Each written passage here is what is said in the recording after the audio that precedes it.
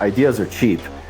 The ability to learn and adapt, that's what it boils down to. Right. I can't think of a single business that started on one premise, kept that premise going, and became a public company without having to make decisions to tack this way, tack that way, potentially pivot the product entirely.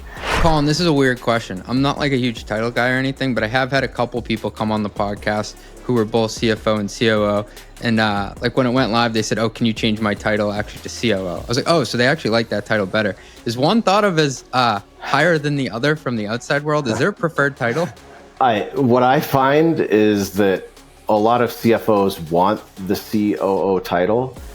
And, having had both in my experience, CFOs are in far more demand.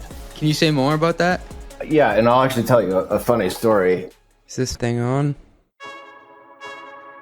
Yesterday's price is not today's price.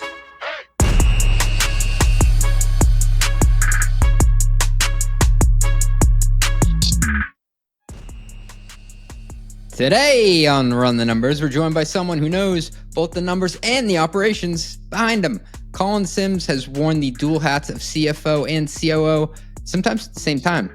And if you've ever wondered what it takes to juggle both strategy and execution, finance and field, well, you are about to find out. We kick things off with the big question. What's the real difference between a CFO and a COO? Is it the altitude they fly at? Is it their stress level? Is it their spreadsheet count? Colin gives us the straight talk on where the roles overlap, where they diverge, and whether the hybrid CFO-COO is the future or just a fast track to burnout. Can you do both? Then we zoom into channel sales, a world where success lives not just in your own pipeline, but in someone else's. We get into partner ecosystems, how to build a great one, system integrators, marketplaces, PSPs, and why qualifying your partner might be more important than qualifying your deal. Colin shares frameworks for onboarding, motivating, and managing partners without losing visibility or control. And we wrap by talking about frameworks, the kind that actually survive contact with reality. Bring a helmet. Colin makes the case for rules of thumb for overly rigid playbooks, breaks down 3 pillars of great management, and explains why transparency is essential, but democracy, maybe not so much. It's tactical, philosophical, and refreshingly candid. And I think he records this at 5,000 feet altitude, which I would get a headache. Let's get to it after a short word from our sponsors. Ready to plan confidently, close faster, and report with accuracy? Here's what sets Planful apart. Imagine purpose-built solutions for every department, from FP&A to accounting, marketing to HR, all with built-in financial intelligence. It's easy to implement Planful in just weeks with minimal IT involvement, enabling seamless collaboration across your organization's key financial workflows. Best of all, Planful grows with you. Its unmatched scalability ensures that no matter how fast your business expands, Planful can keep up. See why over 1,500 customers worldwide choose Planful as their flexible, user-friendly, end-to-end financial performance management platform. Visit planful.com/metrics to see how you can elevate your team this year with Planful. They will hook you up. It is planful.com/metrics. Tell me your boy CJ saying planful.com/metrics.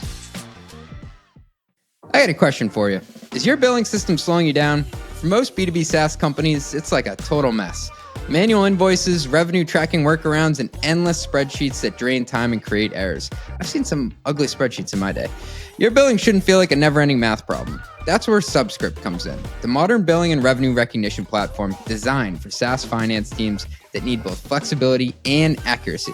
From automated invoicing and dunning to compliant, transparent revenue recognition and real-time analytics, Subscript eliminates manual work, reduces errors, and gives you a single source of truth for all your financial data.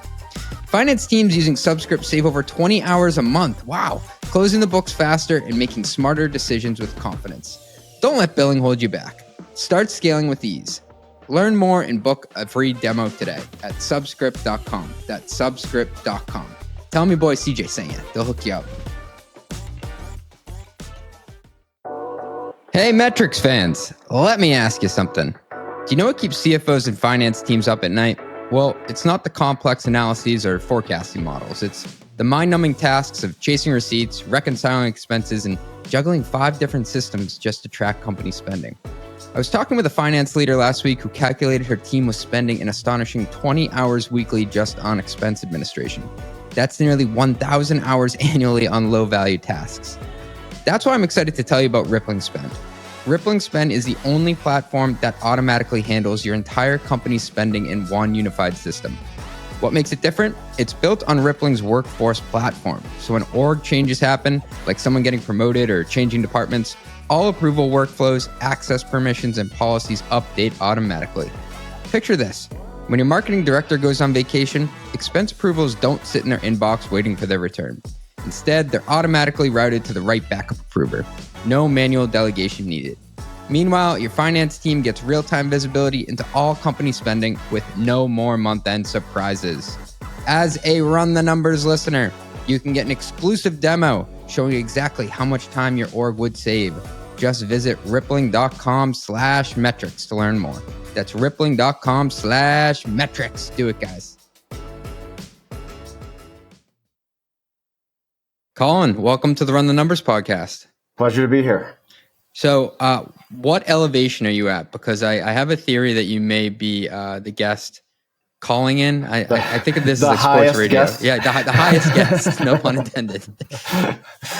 Well, I think my house is right about at 10,000 feet even. I'm just above the town of Breckenridge. If I was doing a podcast from 10,000 feet, I would need a couple of water breaks during it. So it's incredible. It's funny. Musicians come here to perform, and they always comment, like when they're on stage, that they can't sing because they're out of breath. Oh, really? Yeah.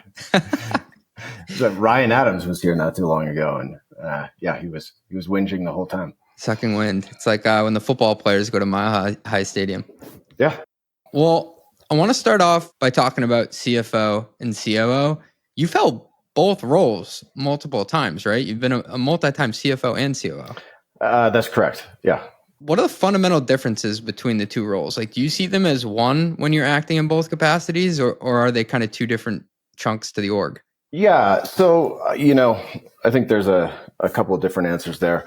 One is that the role of the CFO and the COO definitely changed with the stage of the company, right? And pre-IPO, you get much more specialized, pre-IPO and after, you get much more specialized within those roles. But earlier stage, they do start to blend together more and more. And I do think it correlates with stage. And I like to join companies right around Series B, Series C, where they have product market fit and are really trying to figure out, how to scale the business, how to actually grow the go-to-market org. And they still have existential questions, but there's enough organization around a principle that you can start to sort through it. And at that stage, I think the lines between the two are very blurry, right?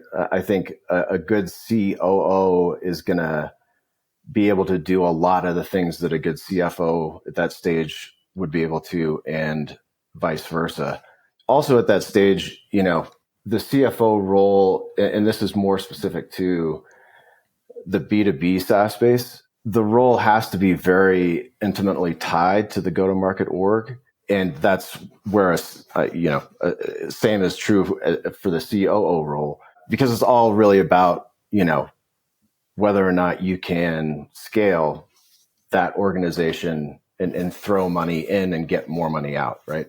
I've had a lot of founders come to me and they're around, Series A, Series B, but to your point, Colin, it's like product market fit stage. Like, okay, we got something here. And they say, should I hire a CFO or a COO? And I'm like, well, I don't think it's really a title thing. I think you should make your first business hire. Like, Can you find somebody to help you sell this thing better off the back of the truck? Yeah, I think that's spot on. And that's why there's not a huge difference. Both have to be, really anchored in the go-to-market org. Both need to understand the numbers. Both need to understand how to draw analytics out of the business and make, an actionable plan around it. Both have to drive, accountability. And so that's why it's this, I think there's a ton of overlap at that stage. And then when you get to pre-IPO, it's much more about, being buttoned up in the different areas, and you get more specialized and wonkish. Would you say that CFO and COO fly at different altitudes throughout the day? Ooh, that's a heady question. What do you mean by that?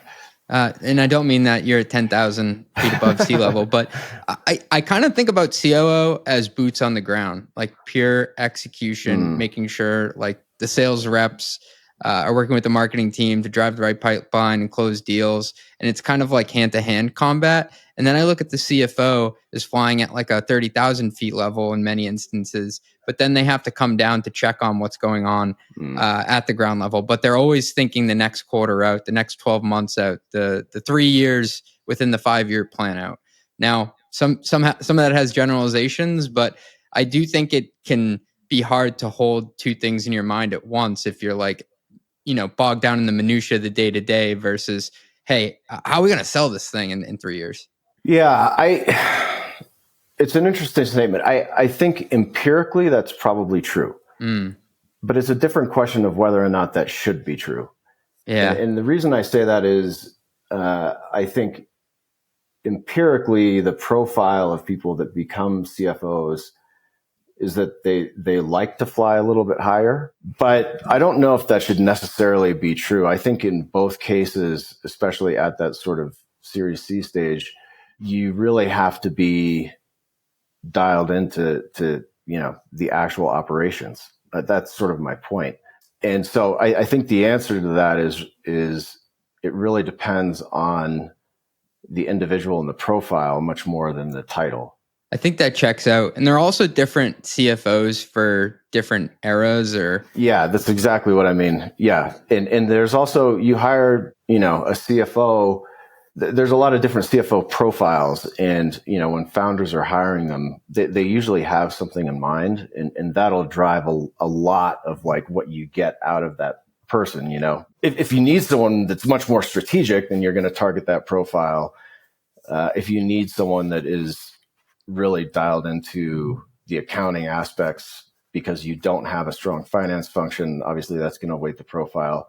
I am the type of CFO that you hire that, you could probably get a better CFO for a pre-IPO company or just a better purebred CFO. I'm the CFO that you hire if you need a CFO that can do a lot of things, right? And step into gaps. And I want to touch on that because the role that I think both me and you have been in a lot of times is I don't know who should take this, so I'm going to go to Colin with it. Or like, I don't know what to do with this problem. I'm going to bring it to CJ as the CFO. And at an earlier stage, that's like a fundamentally different role than like working on the storytelling and how do I pitch this to the equity markets. Yeah, I think that's probably true. The fundraising aspect of it is also an interesting aspect. You have founders and CEOs that love to spend their time on facing the investors, raising money. A lot of them are really good at it. And, your role as a CFO is more of a supportive one there. And then there's other founders that, really want to hand that off. And, you have to be much more of the storyteller and play that, founder role. Colin, this is a weird question. I'm not like a huge title guy or anything, but I have had a couple people come on the podcast who were both CFO and COO. And like when it went live, they said, "Oh, can you change my title actually to COO?" I was like, "Oh, so they actually like that title better." Is one thought of as higher than the other from the outside world? Is there a preferred title? Yeah, no, it's not a weird question. It's actually a funny question because what I find is that a lot of CFOs want the COO title. And, having had both in my experience, CFOs are in far more demand. Can you say more about that? Yeah, and I'll actually tell you a funny story. When I joined my last company, and I held both titles, I started as the CFO and then transitioned to the COO. One of the board members, actually from Sequoia, was like, "Oh man, what did you do? You used to have a real job, and now you don't." Did they fill it? Did they backfill with another CFO? We did. And okay, so that it's a relevant story. When I joined that company, they had a mandate from the board to hire a CFO. I think they did need a CFO, but much more of the strategic type because they had a strong finance function already in Israel. And I joined and really what needed to be done at the time was we had to figure out the pricing model, sharpen that. They were really trying to push into the US. They had a very, very, very solid product, and they were really struggling with the go-to-market. And so I ended up building and managing a lot of functions that didn't exist, like the CX org, for example. And, about 2 or 3 years in, I was talking to one of the founders, one of the co-founders, and he said, okay, now that we've got all this stuff built and you're managing it, do you want to actually go back to being the CFO, or do you want to just change your title and be the COO? Because that's sort of what you're functioning as. I remember at the time I was like, listen, we got to start thinking about, prepping for an IPO, filing the S1.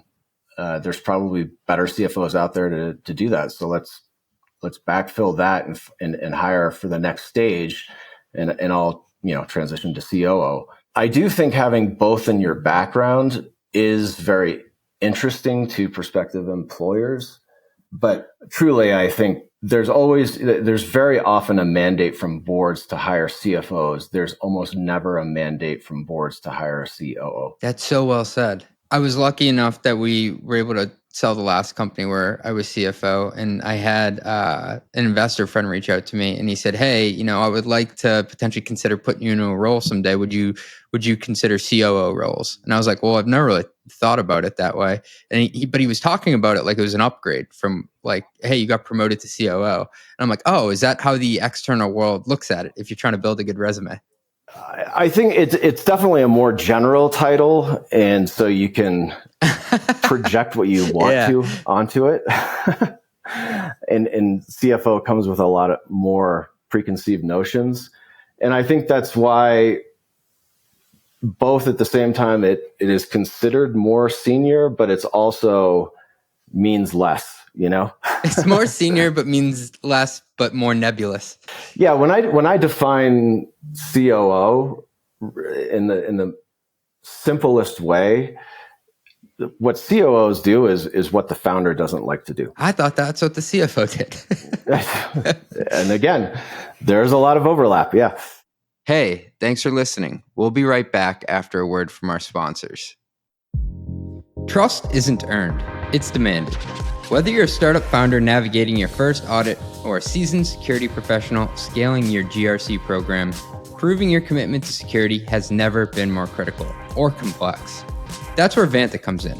Businesses use Vanta to establish trust by automating compliance needs across over 35 frameworks, like SOC 2 and ISO 27001. Centralized security workflows, complete questionnaires up to 5 times faster, and proactively manage vendor risk. Vanta not only saves you time, it can also save you money.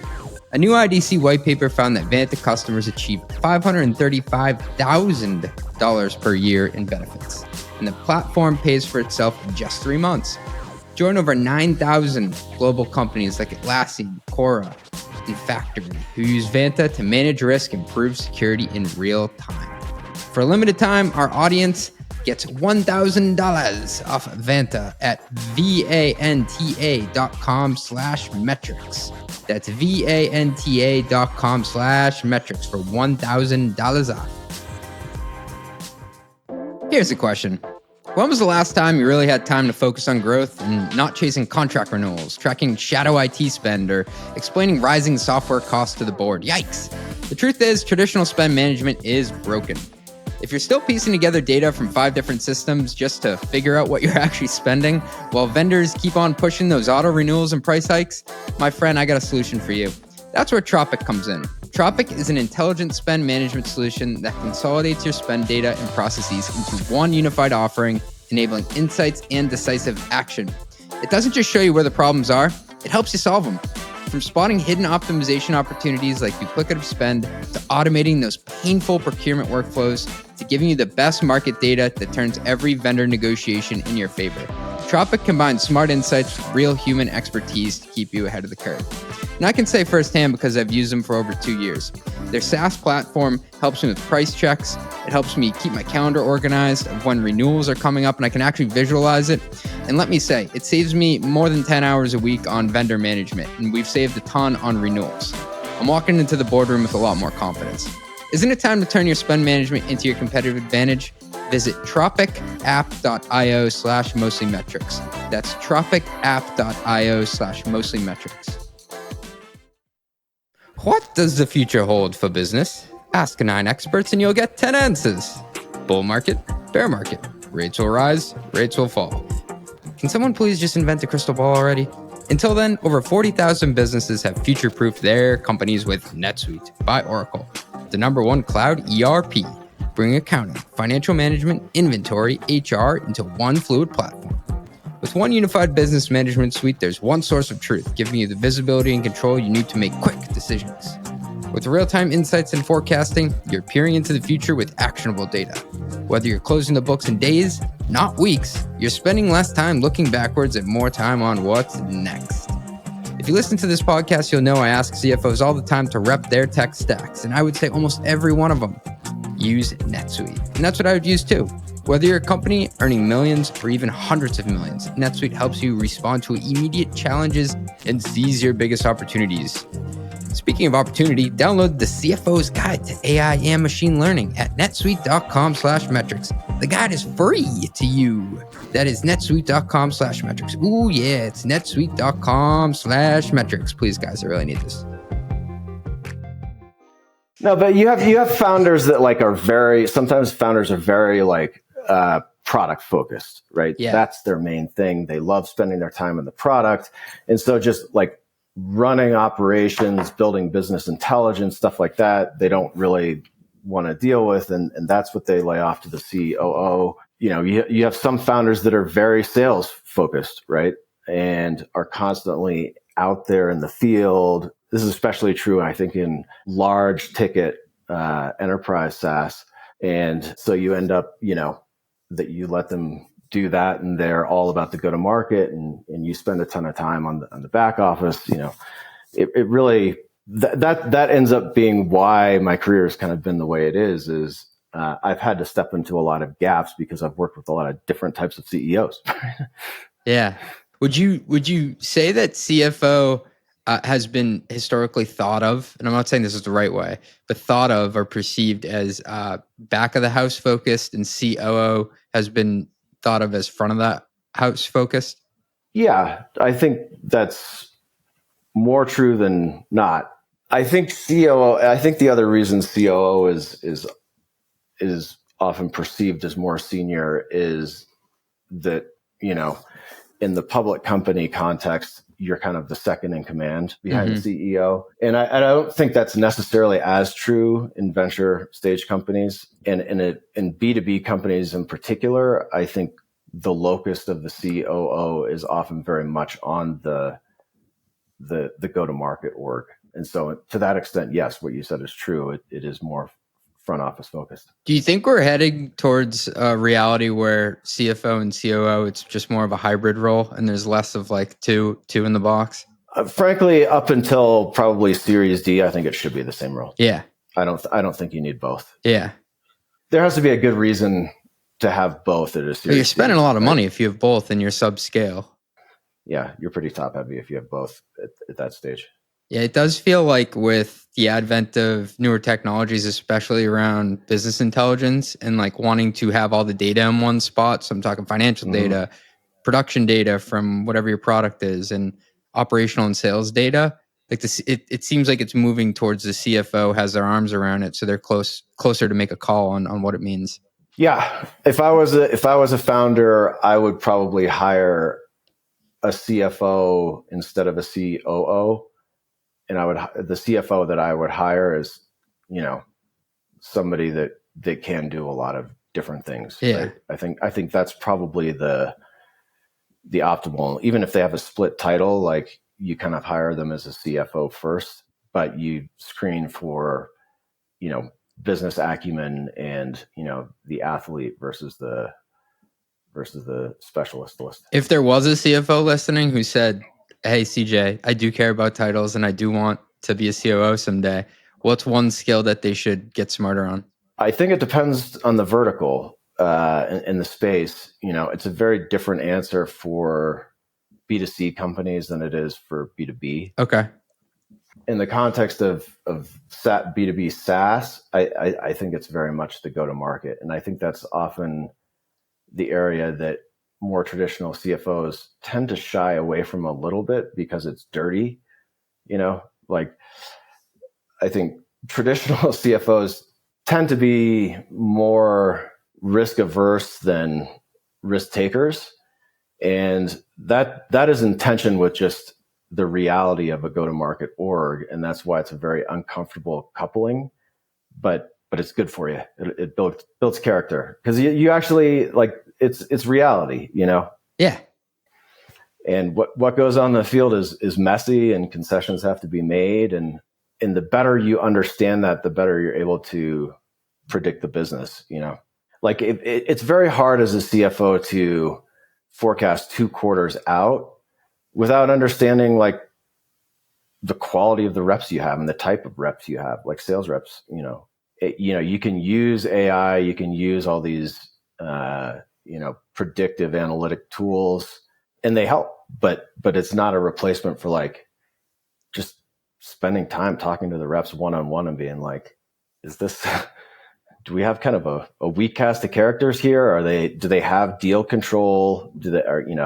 Are they leaving no stone unturned, or does every deal sort of inherently have risk because they're not really good project managers of their own deals? That kind of stuff. This is somewhat related, but one of the best FP&A leaders I've ever met, Dom, that I worked with, whenever you were looking for him and he wasn't at his desk, like working on whatever our group was working on, he was always talking to the BDRs. I'm talking about like the entry level guys.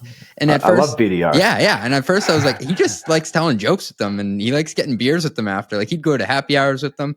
And one day I'm like, dude, you were always hanging out with the BDRs. Do you like want to change groups or something? He's like, no, like I feel like I have a better handle on the forecast because I'm talking to the people as close as can be to the deals. Yeah.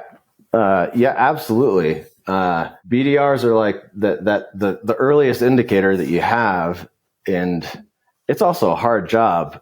So the good ones in that group are like pure gold. Yeah. That's your future talent right there. They're also the canaries in the coal mine if it's getting tougher. Yeah, very much agree. Speaking of that, you've had a ton of experience selling different products and different go-to-market motions. In your perspective, like all things equal, is there a sales motion that you think is winning today, that is the best one that if you're a startup founder you should lean into, or is it always going to be indicative of the product that you're selling? I think it's more the latter, but with a modification. I think it's indicative of the product, and it's also the type of business, the verticals that you're in. Like selling into financial services is a very different type of business than selling into tech companies, for example. I think ticket size matters a lot.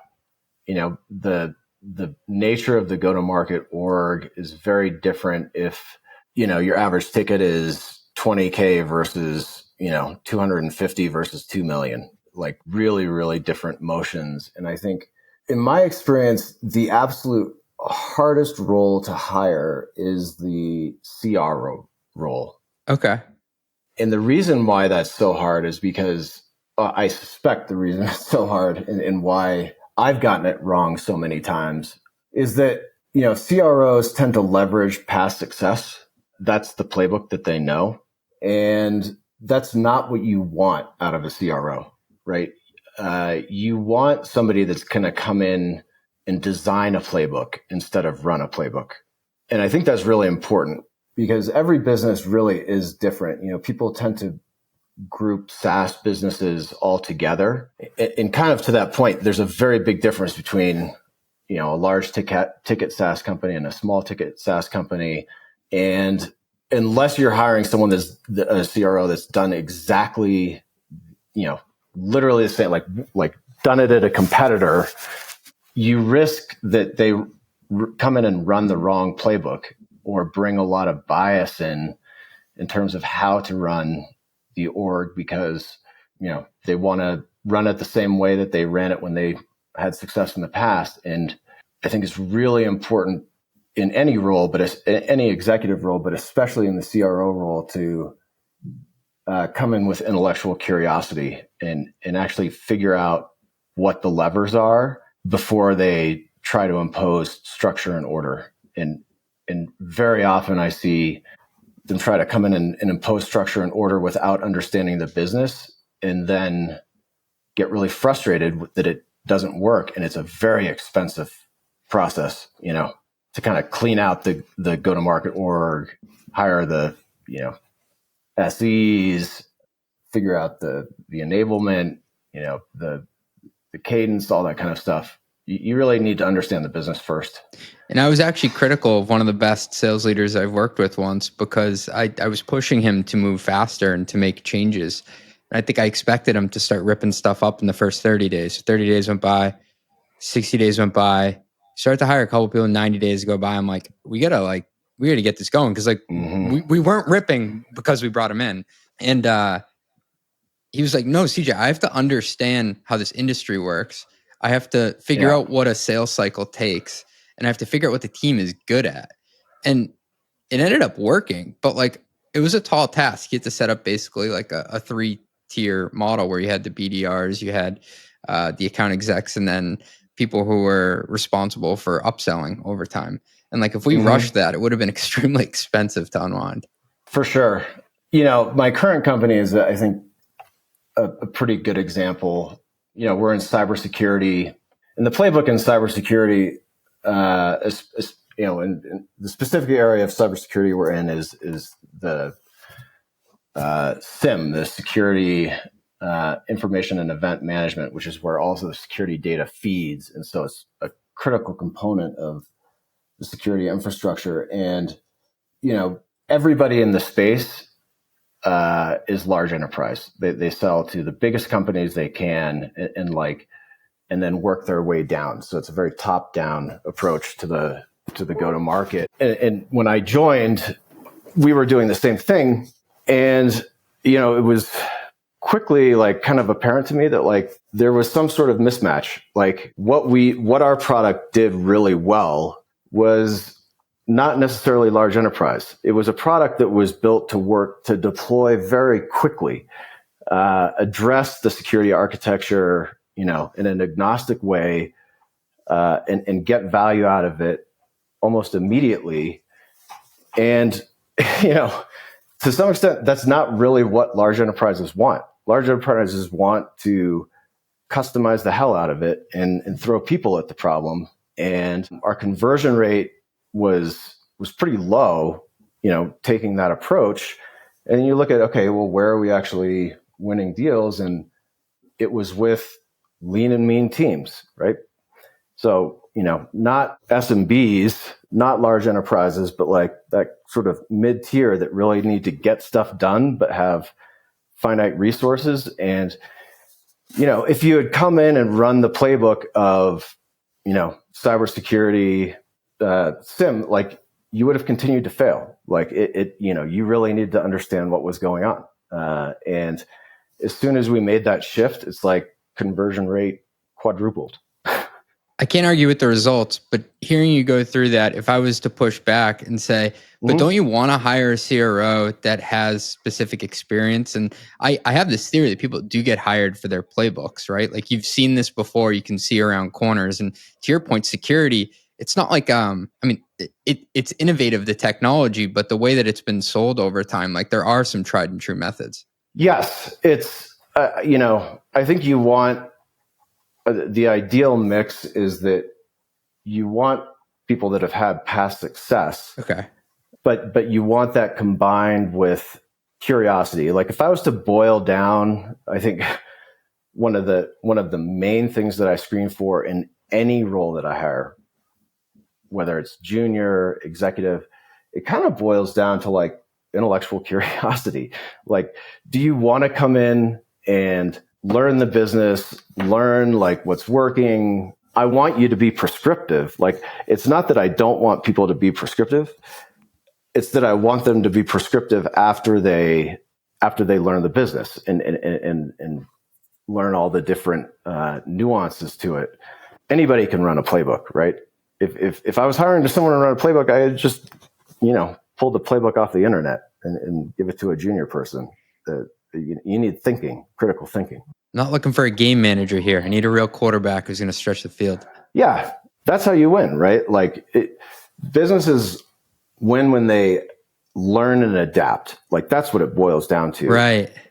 And if like I can't think of a single business that like started on one premise and then just kept that premise going and became like a public company without having to, make decisions to tack this way, tack that way, potentially pivot the product entirely. And there's far more success stories of companies that learned and pivoted than there are of just genius ideas that went all the way to the finish line, right? I think ideas are cheap.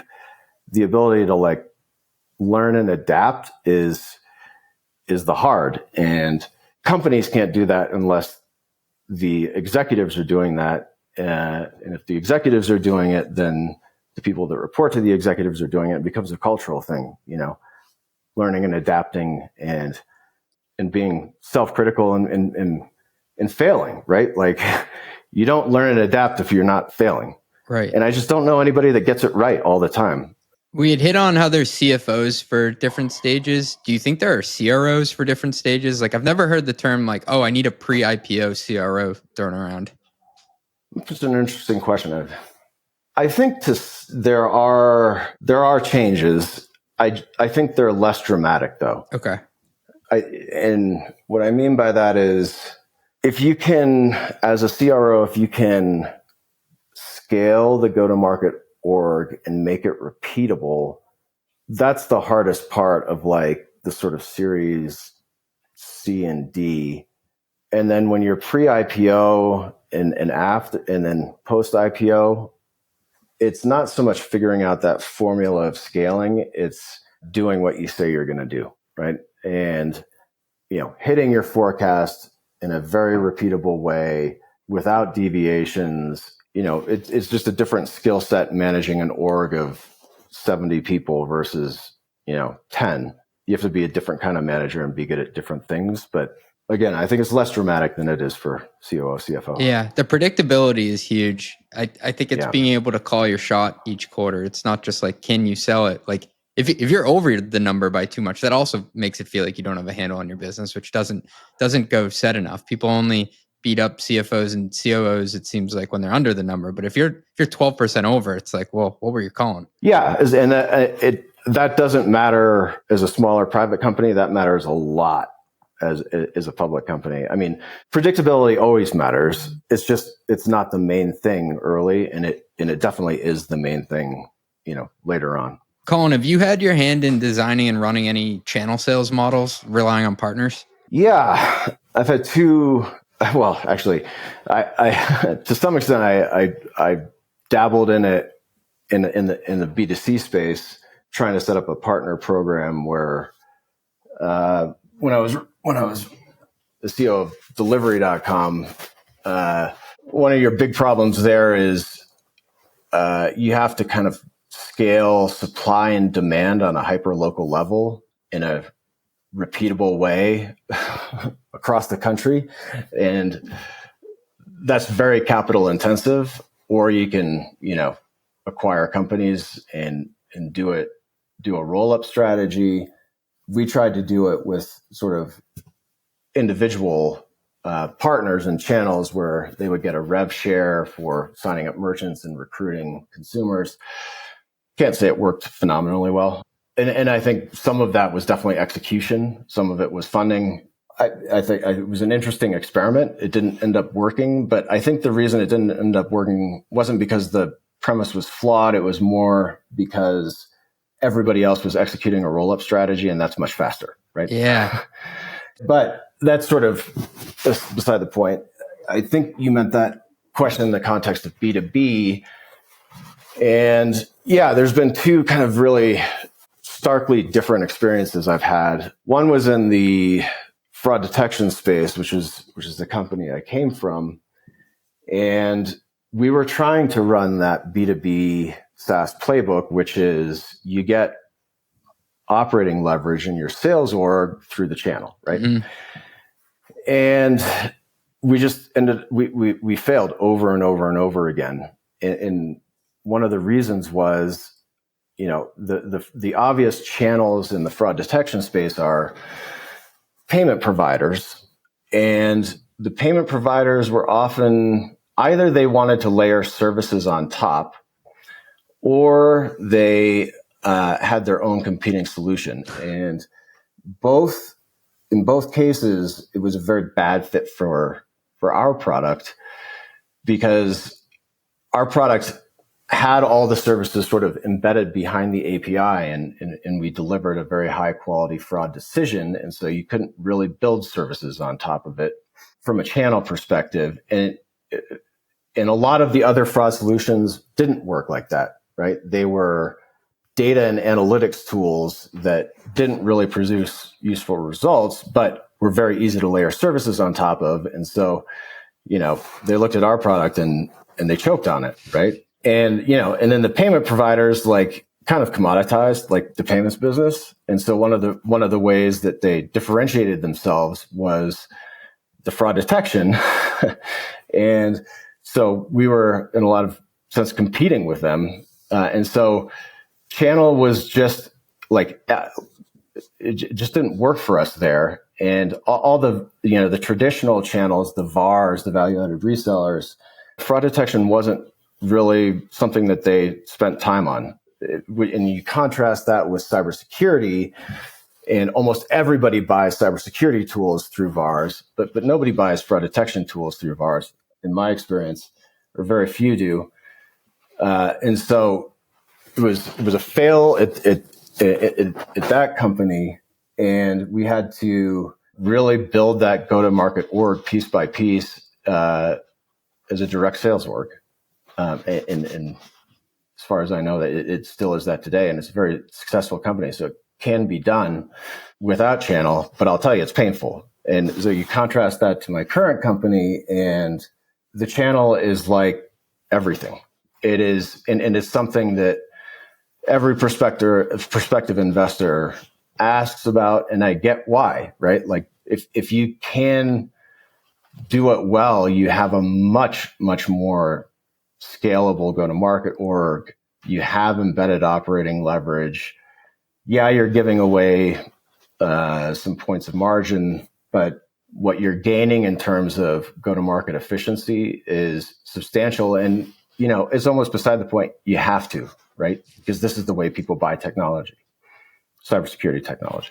That's such a great takeaway. If you cut through all the noise, you have to do it this way. So you best figure out how to do it, because you have to meet the customer where they want to transact. Exactly. Figure out how, right?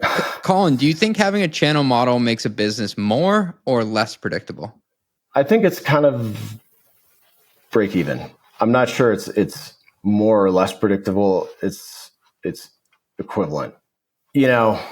Well, there's different ways to answer that question, right? If you're pipeline rich, you tend to be more predictable, and because you can backfill, you're not relying on hero selling. And so in that sense, I think channel sales does make it a little bit more predictable. But if you had an amazing BDR org and marketing org, and you are pipeline rich because of that, are you better or worse? No, you're probably the same.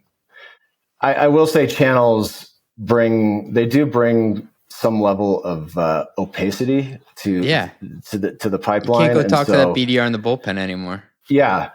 And yeah, we definitely, you see deals slip that you didn't know were going to slip because the channel wasn't giving you full information or was being optimistic. And so in that sense, it's less predictable. But like I said, if it's repeatable pipeline and you've worked with the channels and especially the reps within the channels, and you start to trust them, I don't know, it's trade-offs. Yeah, because you can sometimes have artificial pipeline that's not actually there, but then you also get the benefit of bluebird deals that you didn't see. But that's true with a direct sales org too, right? Yeah, salespeople are their own salespeople, right? Where does channel sales go wrong? Well, for one, you do have to commit to it and invest in it, and you have to be willing to feed the channels before you can expect them to feed you. So, and what does that mean? Does that mean passing them deals to complete? Yeah. I mean, ultimately, you have to prove to the channel that you're relevant. Okay. Right. And one of the ways that you do that is by feeding them deals, and then they start talking about you to their other customers, and that feeds you deals, right? You would never expect the channel to go for you to go pitch a channel, say, hey, we have a great product, and they're going to go start bringing it up in every conversation, unless they literally have nothing else to address that segment. But that's rarely the case, and it definitely isn't the case in cybersecurity, which is very crowded. There's always a competing product, and so why you over them? Why are you relevant? You have to make that argument well, and you have to be willing to, actually invest in the partnerships. I think you do need to differentiate between, the channels that are front and center for you, your quote unquote gold partners. They're different from your bronze partners, right? And if you try to do everything for everybody, you'll be spread too thin. And so, I think you do need to sort of think about it in terms of tiering, both in investment and in support. I think you need to spend proper time enabling the channels and having a very strong enablement program is crucial. A scalable and strong enablement program, reps at the channels will turn over. And so how do you retrain them? How do you keep that training fresh? It's one way to stay top of mind, but it's also just like, these are your outsourced sales reps, right? And so I think you can underinvest in the partnerships. You can underinvest in enablement. You can assume that it's going to be easy. It's not. We didn't do it well for a long time, and it's because we were sort of 1 foot in, 1 foot out. Yeah, tiptoeing around it. Yeah. It's like, it's something we should do. Let's have a guy focus on it. But it wasn't integrated into our go-to-market, and we didn't really throw ourselves at it. And I think we got to call that out. If you're going to be a channel sales company, it's not just channel sales, it's everything you do. Yeah. It really has to be ingrained in your go-to-market. And it's expensive. Even though we went out of our way to make sure that our direct sales reps were indifferent whether or not a deal closed through a channel or direct. If they have an incentive to close it direct over the channel, that's not so good. It just will fail. If you over incentivize it going through the channel, I think you get complacent direct reps. They should be indifferent. And I think the right way to think about it is, if you are a sales rep, you want to grow the business in that region. And one of the ways you grow that business in the region is through the channels. So making the reps think about, okay, what are the relevant channels in my region? How am I working with them? Do I know the people's names at those channels that are in my region? It's part of their own, it's part of how do they get to their bag. And I want to feed them. I want them to feed me. And so I'm going to send them, deals that my BDR sourced, and I'm going to get something in return for that. And it really is, the channels that are relevant in the Midwest are not necessarily the channels that are relevant in New York City, right? And so you have to think about it by region. And you've had channel experience, B2B model, B2C model. To take a step back, what are the different types of channels? Because I think a lot of people are just like, oh, it's disti and reseller, or maybe from their experience, it's SIs. What are all the different avenues out there? Yeah, that is very dependent on the business, I think. Like I said, in the fraud detection space, it was payment providers, and, we almost exclusively dealt with online retailers. So there's a whole suite of providers that focus on e-commerce, which is completely distinct from, the cybersecurity ecosystem. So I don't think there's really one answer. And I think that, the concept of how people build services on top of you or why you're relevant to a given channel is one of the crucial questions when you're designing the channel strategy. If it's mostly about building services, like that's its own animal, and you need to be really good about helping people build services on top of your product. If it's, if it's much more about like being in the suite of products that a VAR is selling because they want to provide best of breed solutions and different options, that's very different, right? So I don't think there's a simple answer there. Yeah. And it was kind of illuminating to me when I realized that my last cybersecurity company, like, AWS has a marketplace. Like a rep there can sell 126 different things. We could be in that. And a marketplace is in and of itself another channel. Absolutely. Yeah. And in the B2C space, I think that's even more common. Like, how do you integrate with marketplaces? Like that's sort of core to your channel strategy. Building services on top of a B2C, product isn't nonsensical, right? Colin, before we go into the lightning round here, you had a quote that I wanted to ask you about because I really like it. It's transparency works, democracy doesn't. Can you unpack that one for us? This is not my idea, to be clear. I heard and I'm forgetting his name, and I'm doing him a huge disservice, but there was a guy I knew that spoke at a executive panel, and he was like a 4-time founder, right?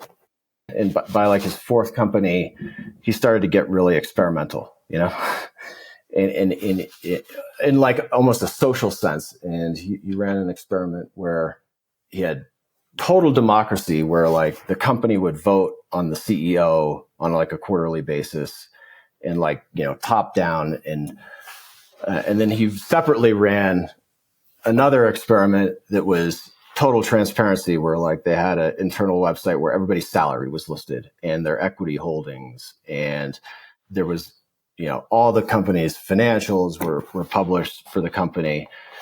And what he found was that the total democracy experiment completely failed.